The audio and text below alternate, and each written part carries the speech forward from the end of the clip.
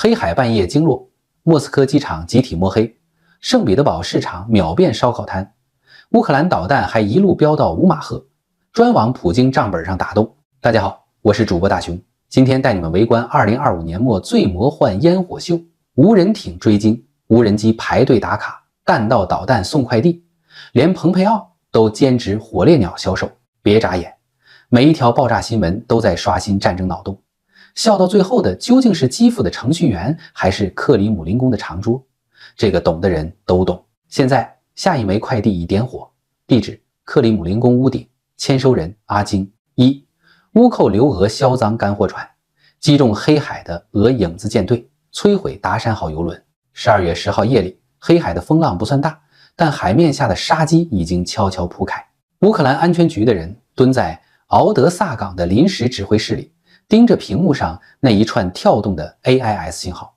一艘挂着科摩罗方便旗900英尺长的苏伊士级油轮达山号正慢悠悠地从乌克兰专属经济区往东北偏北晃，目标直指俄罗斯新罗西斯克港。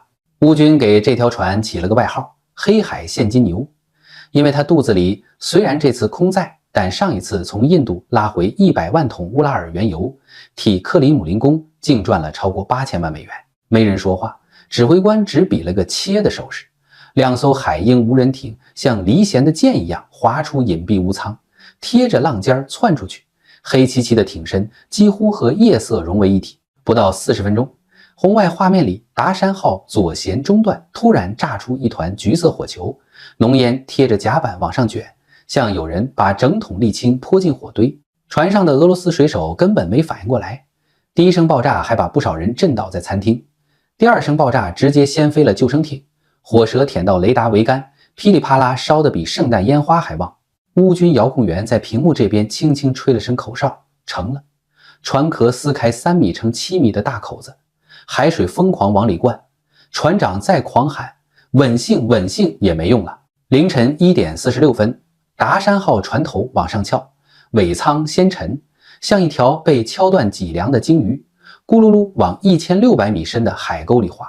救援信号只发出半句，要沉了就断了。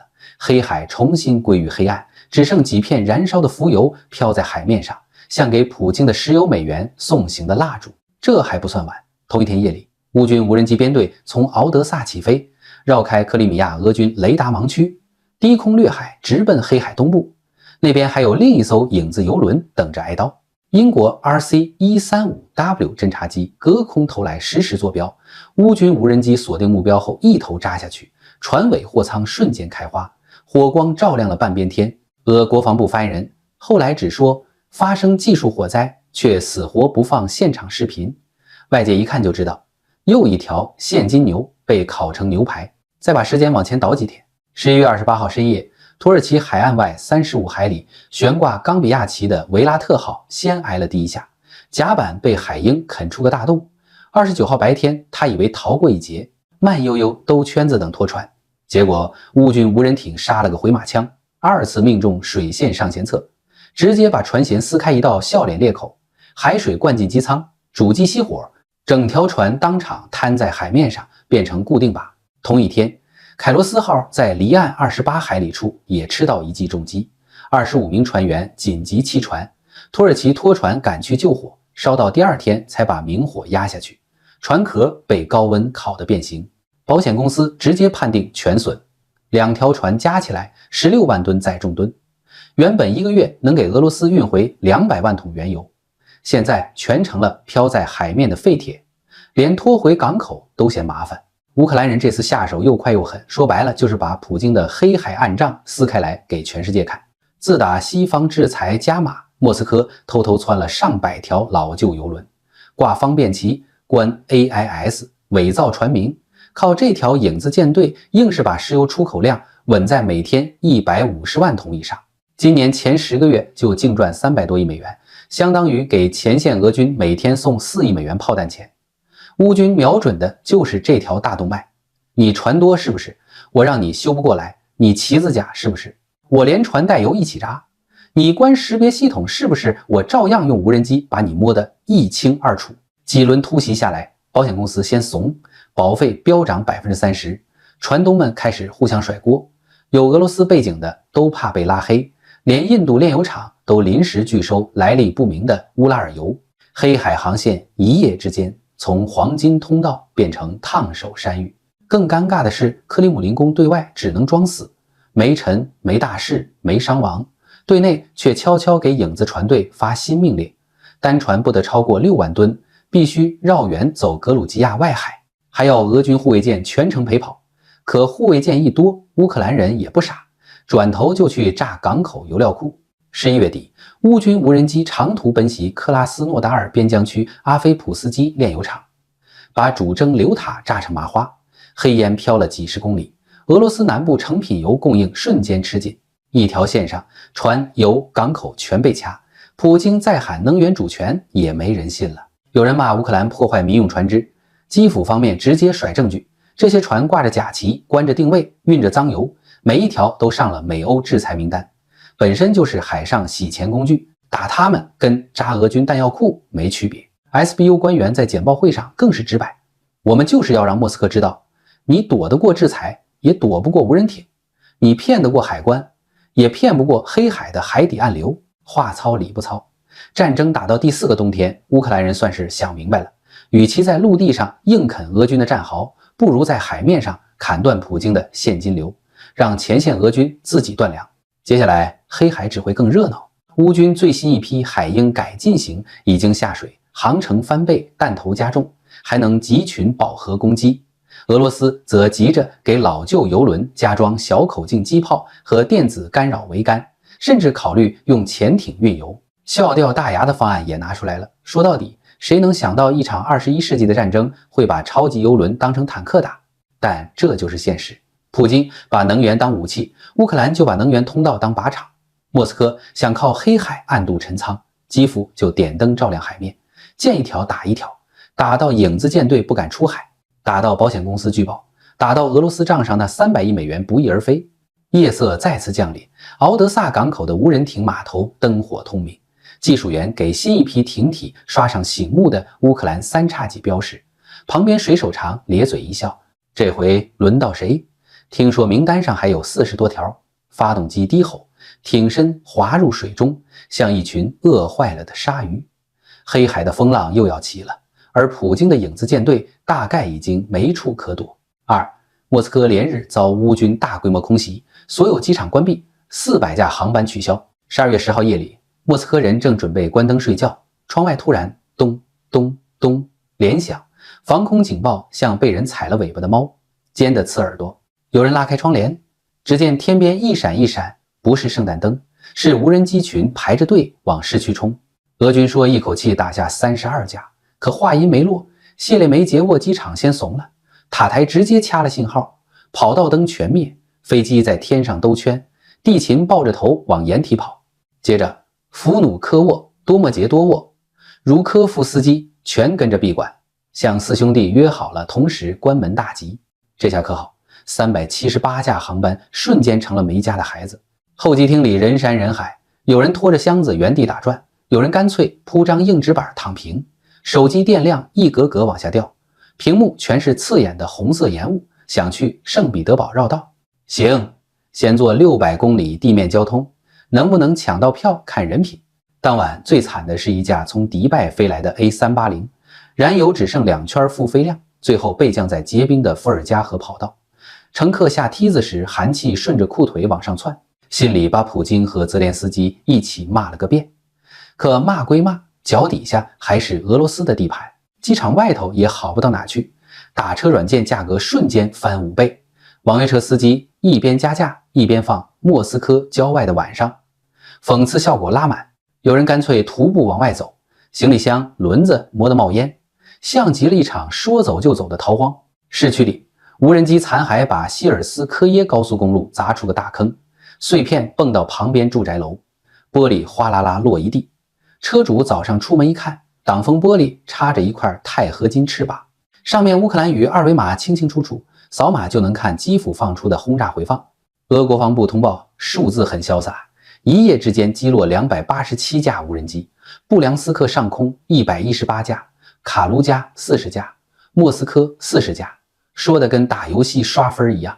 可市民不买账，你倒是拦住了，倒是别让他们飞到家门口啊！社交平台上视频一个接一个，有人拍到防空炮一顿乱喷，结果一架没打着，反而把自家屋顶掀了。还有人拍到无人机贴着克里姆林宫尖顶掠过去，像打卡旅游景点。弹幕里全是尴尬不尴尬。更尴尬的是电力系统，沃罗涅日夜里砰一声，全城黑灯。别尔格勒德火电厂被命中，火苗窜得比烟囱还高，照得隔壁边境村庄像拍末日片。俄军说击落了17枚导弹，可灯还是灭了，水也停了。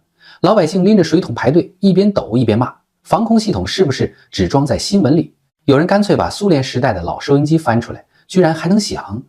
里面主播用沉稳的嗓音播着局势尽在掌握，听着像黑色幽默。这还没完，11号清晨天刚麻麻亮，第二轮无人机又扑上来，像是接力赛。索比亚宁在社交媒体上打卡，又打掉4架，大家别慌。可评论区炸了，你倒是说说机场啥时候开，航班啥时候飞，物价啥时候不涨？市长没回，估计忙着删帖。另一边，乌克兰空军发言人伊格纳特心情不错，开简报会时嘴角止不住上扬，说礼物还会继续寄，就差没当场唱喀秋莎反调。最憋屈的是普通俄罗斯人，3年前他们被告知特别军事行动几天就完事儿，现在倒好，自家首都3天2头被当靶子练。红场边的咖啡馆老板把桌子搬到地下室，一边磨咖啡豆，一边听头顶轰隆隆。空姐们集体失业，朋友圈从世界各地定位变成谢列梅捷沃停机坪露营第5天。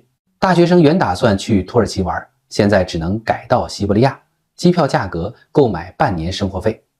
有人悄悄在地铁里问，这仗到底为谁打？旁边大叔赶紧嘘一声，想坐牢啊。乌克兰那边可没打算收手，基辅夜里放起了无人机生产车间的视频，女工们穿着防静电服，像流水线包饺子一样往外蹦新机，一天能攒200架，成本比俄军一发防空导弹便宜10倍。西方卫星图也跟着起哄，显示乌军前线机场灯火通明，卡车拉着绿色箱子一字排开，里面装的啥大家心知肚明。西方舆论场一句话总结，你普京不是爱放烟火吗？那就让你放个够，还是无人机版，环保又实惠。回到莫斯科，12号凌晨，机场终于宣布解除限制，可航班表跟鬼画符一样，红字取消比黑字起飞多。旅客冲到柜台，地勤姑娘嗓子已经哑得冒烟，只能比划手势，明天、后天、大后天，看命。有人一气之下买了高铁票，结果发现高铁也晚点，因为前方桥梁据说有可疑飞行物，公务段全员上线，打手电筒照半天啥也没找着。那一刻，很多人心里冒出一个词：消耗战。不是消耗敌人，是消耗自己。最黑色幽默的一幕出现在12号中午，克里姆林宫官网发布普京将出席宪法日庆典，配了一张总统专机腾空而起的照片。网友眼尖，照片是去年的旧图，今年那架伊尔96还停在弗努科沃机库，动都没敢动。谁也不敢保证下一架无人机不会给总统专机来个精准截击。评论区里高赞留言赤裸裸，胜利日红场阅兵要不要改线上？实况直播背景直接放防空炮开火，效果更燃。到12号夜里，莫斯科人终于得到一个好消息，未来48小时无人机可能暂停送货，因为乌克兰那边也要喘口气，补充电池、加油、写代码。市民听完毫无安慰。2年前他们以为战争是电视里的黑白纪录片，现在知道战争就是自家天花板往下掉灰。有人把这段经历发在电报群里，结尾一句话刷屏：别问我站哪一边，我只想让头顶的天空安静5分钟，就5分钟。可安静还没来，远处又传来嗡嗡声，像蚊子又像催命。人们下意识抬头，只见夜空中一点红光闪了一下，接着是第2、第3，防空警报再次撕裂城市。手机弹出推送：莫斯科州空情，请迅速前往避难所。这一刻，大家终于明白，所谓前线早已不在几百公里外的乌克兰，而在自家屋顶。普京3年前按下按钮，现在按钮回弹，炸的是自家天花板。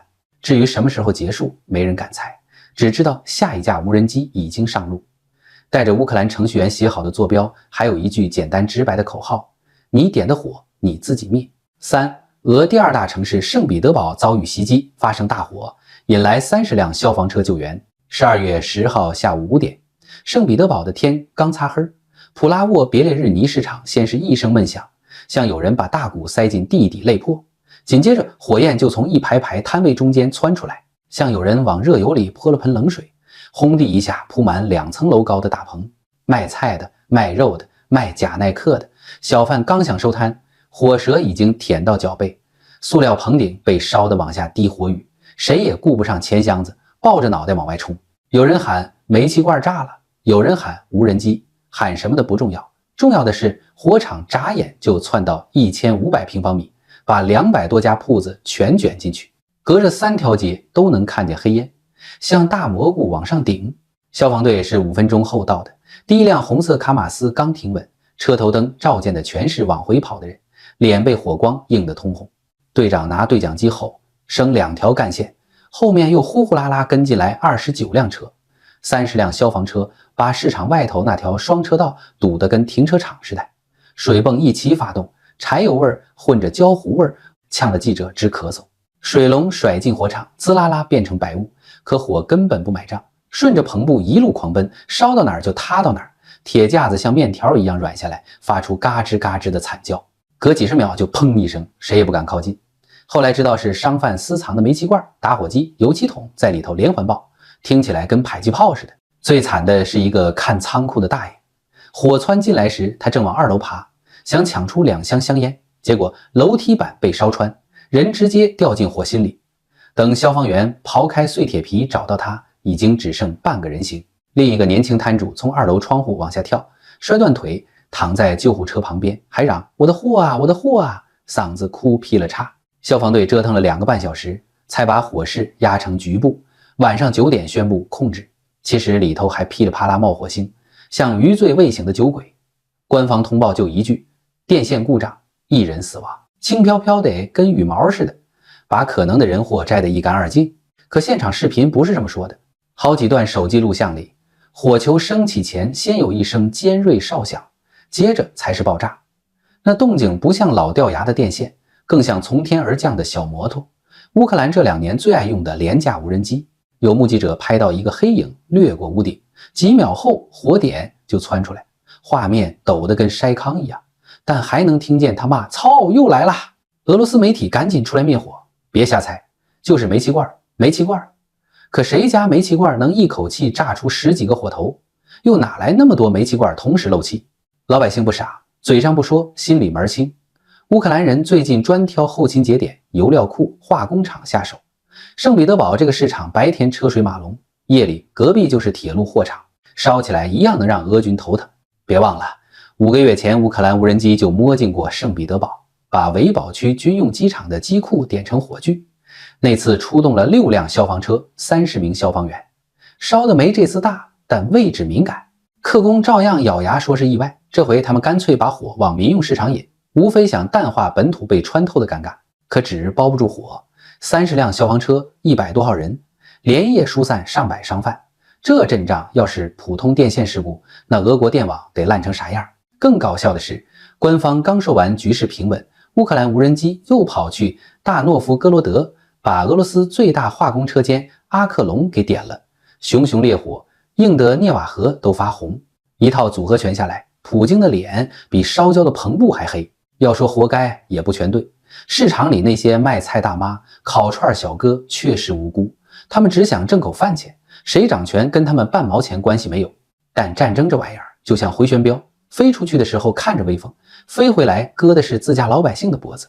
普京3年前一拍桌子说特别军事行动，把坦克开进基辅郊区的时候，可没问过圣彼得堡小贩们同不同意。如今乌克兰人把战场搬到他家门口，烧他油库，炸他机场，点他市场，他才想起恐怖袭击这个词。早干嘛去了？你炸人家幼儿园、购物中心的时候怎么不喊冤？战争没有前方后方，只有点火的人和被火烤的人。今天烤的是乌克兰平民，明天就轮到你俄罗斯老百姓，公平得很。夜彻底黑了，消防车还在往废墟上浇冷水，水柱一停，白烟就往上冒，像无数根手指在夜空里抓挠。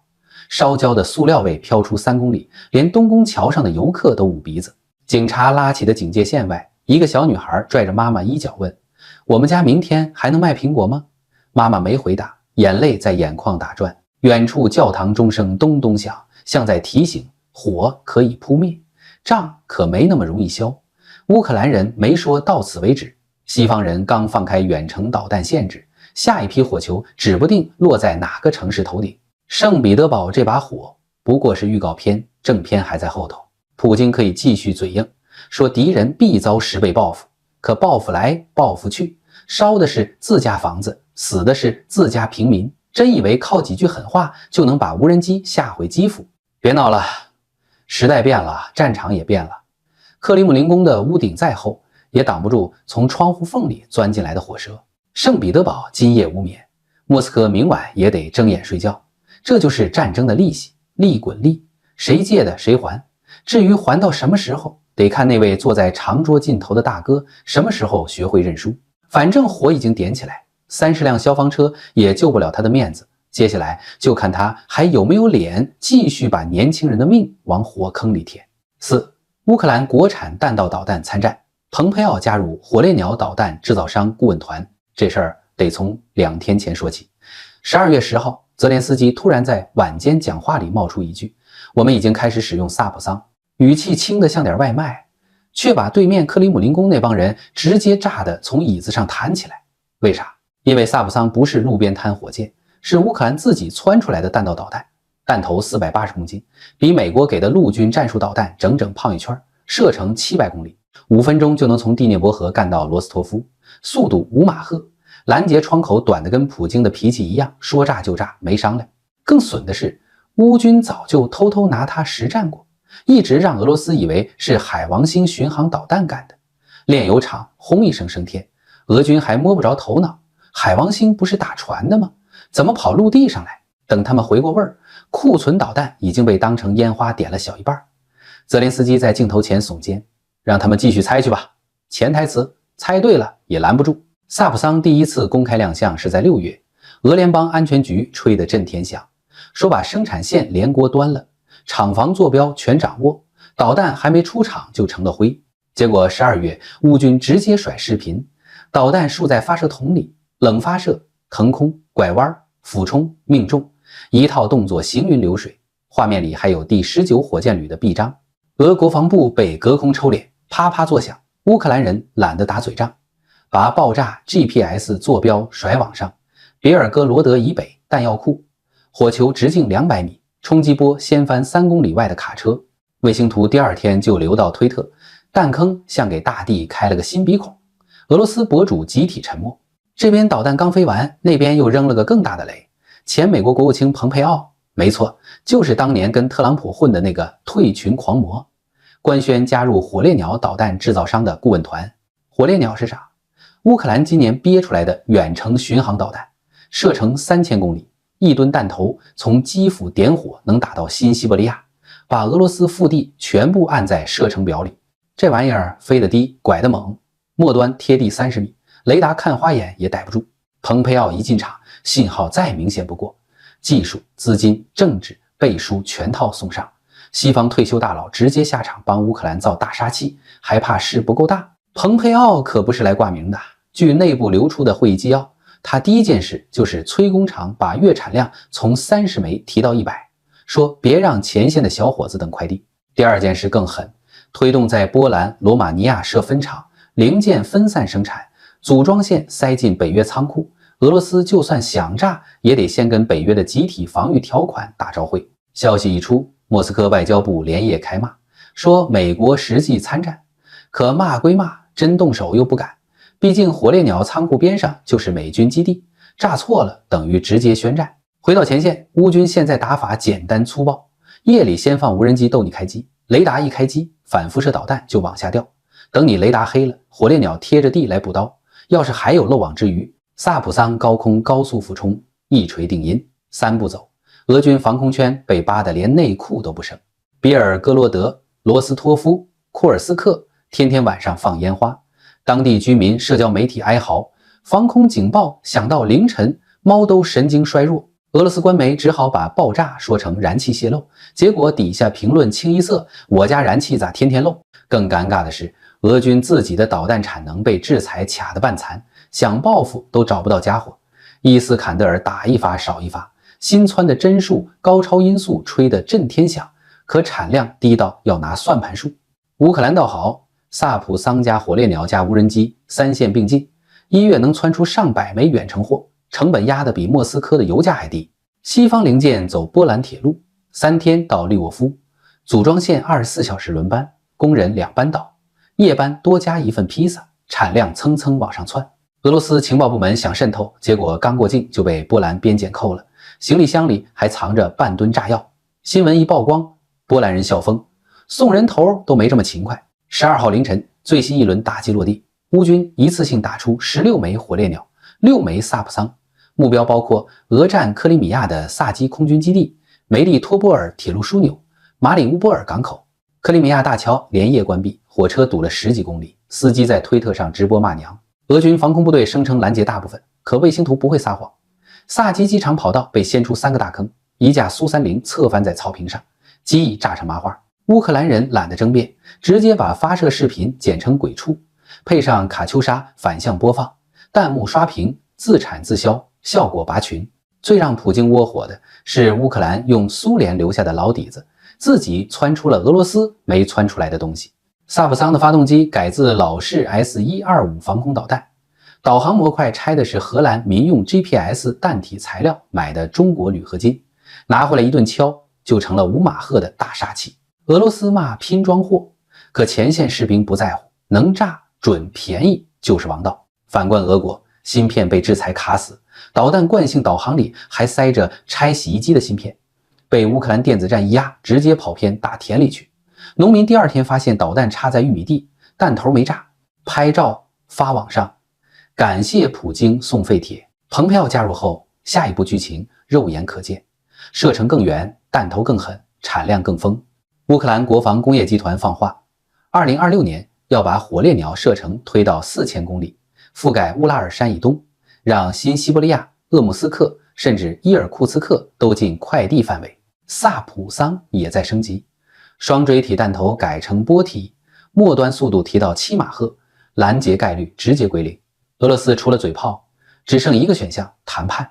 可谈判得拿出筹码，现在筹码每天都在被乌克兰当烟花点了，还谈个屁！所以别再说什么乌克兰靠援助续命，援助只是输血，现在人家自己造血，还造的是高爆血。萨普桑和火烈鸟就是乌克兰给普京写的回信，你要打我就造更大的，造更多的，造到你家里去。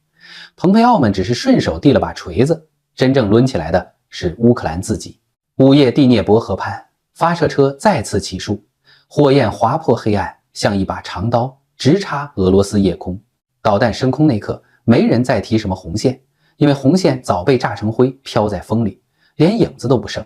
今天节目就到这里吧。最近大熊的视频流量很低，收益也很低啊，希望宽裕的朋友能给一些打赏。您的一份打赏，一份暖暖的心意和支持，给我坚持的力量。许多大陆朋友反映看不到打赏的按钮，大家可以扫微信赞赏码进行打赏。如果您不宽裕帮我点赞转发视频，这是更好的支持。我们下期节目见。